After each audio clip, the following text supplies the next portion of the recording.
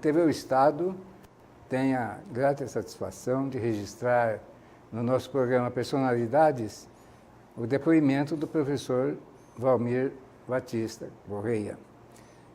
Como já foi dito na primeira parte do seu depoimento, já são 50 anos, quase meio século, de trabalhos universitários, ele como professor de História, onde ele começa em 1970, no antigo Mato Grosso, como professor da Universidade Estadual e depois Federal de Corumbá.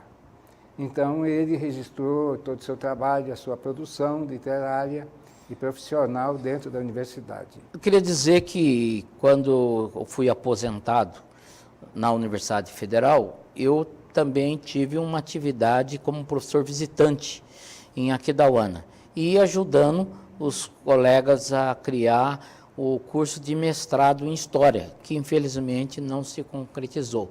E em função disso, eu criei uma revista chamada Albuquerque. A palavra Albuquerque é a origem de Corumbá, e teve mais de 13 volumes impressos, até aí eu passei para os colegas que pretendem fazer isso pela internet. Então, essa revista nós conseguimos trazer trabalhos até do Canadá, para publicar da nossa revista, para dar força para essa revista. Mas aí continuei trabalhando, né, e fui também trabalhar no governo do Estado, né, primeiro na Superintendência de Relações Internacionais, junto com o Heitor Miranda, e depois fui diretor-presidente da TV Educativa.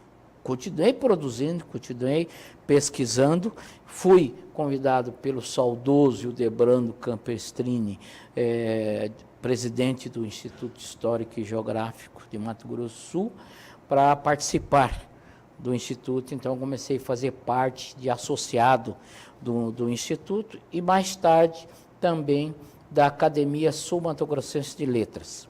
No Instituto, eu sou presidente do Conselho Editorial e que nós estamos produzindo uma vasta literatura histórica de altíssimo nível, de altíssima qualidade.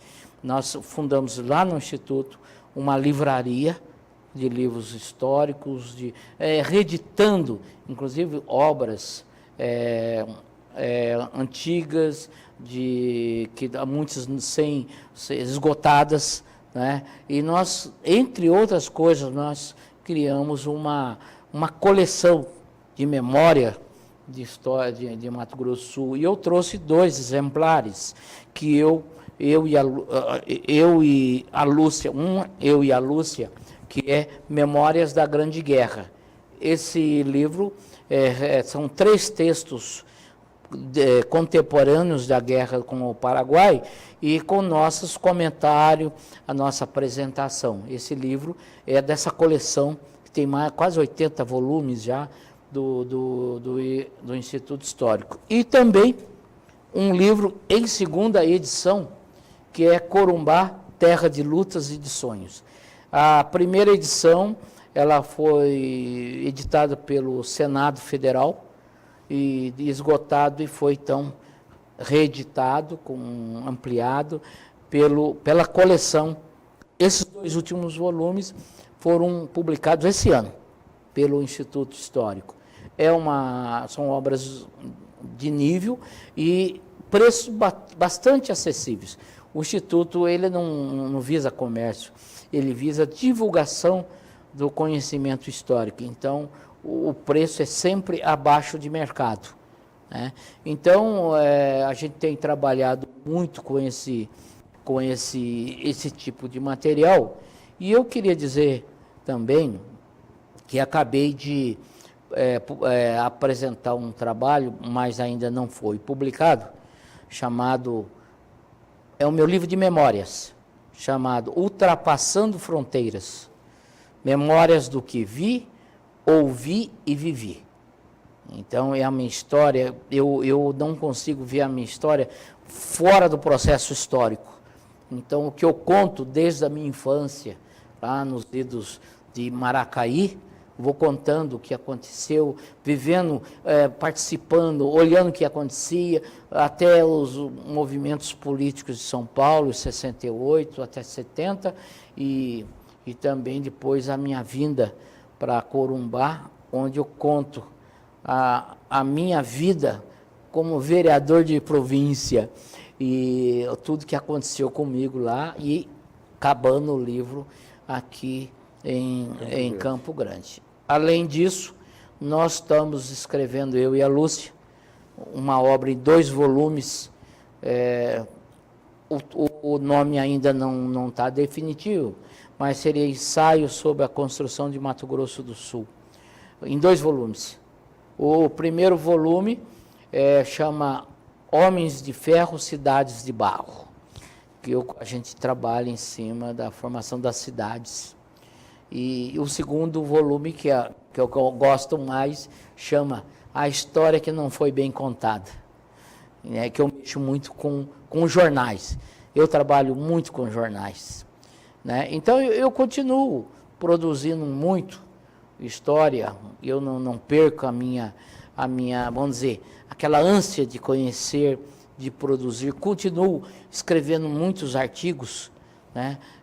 Apresentação de livros. E assim eu estou sendo toda hora convidado para ou apresentar livros, ou escrever artigos. Tem vários artigos, muitos artigos. Eu não paro de escrever, não paro de escrever, não paro de ler, né? Eu sou um voraz comprador de livros, de sebos. Eu fico comprando livros em leilões,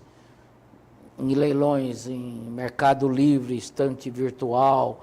Eu mesmo aqui tenho amigos que me fornecem livros nas livrarias, Hammurabi, o Arco da Velha, que estão sempre me guardando material de pesquisa, né?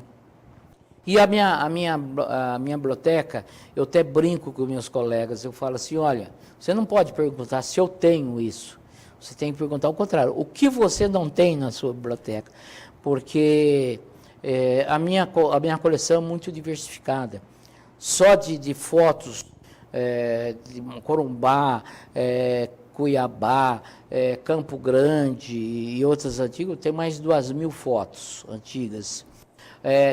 Vinil, eu tenho mais de 700 discos de vinil aqui sobre Mato Grosso do Sul e fronteira. E assim vai indo, a minha coleção é muito ampla e ela é aberta.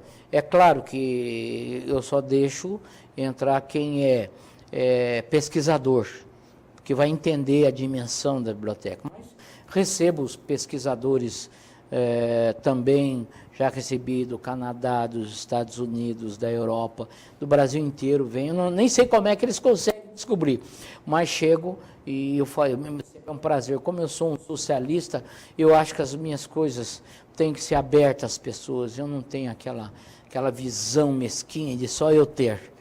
Então eu abro. É claro que eu não posso ceder, né, abertura para estudantes, ensino médio, isso aí não cabe na minha biblioteca. Mas, professor Valmir, eu tenho uma curiosidade, sabendo que o senhor é de Maracaí.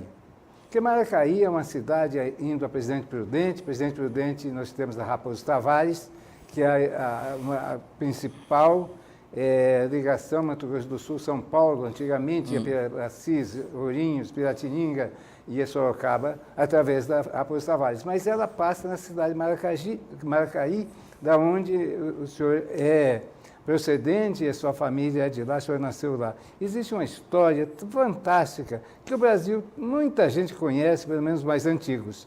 Mas para ilustrar a sua presença aqui, eu gostaria que o senhor falasse sobre o menino da tábua. Olha, eu nasci 1 ano depois que ele morreu. Esse menino, o que se conta, que ele tinha um problema sério de deficiência e não falava, não comia, ele só conseguia dormir em cima de uma tábua, e vem o nome, Menino da Tábua, né? Ele não se vestia.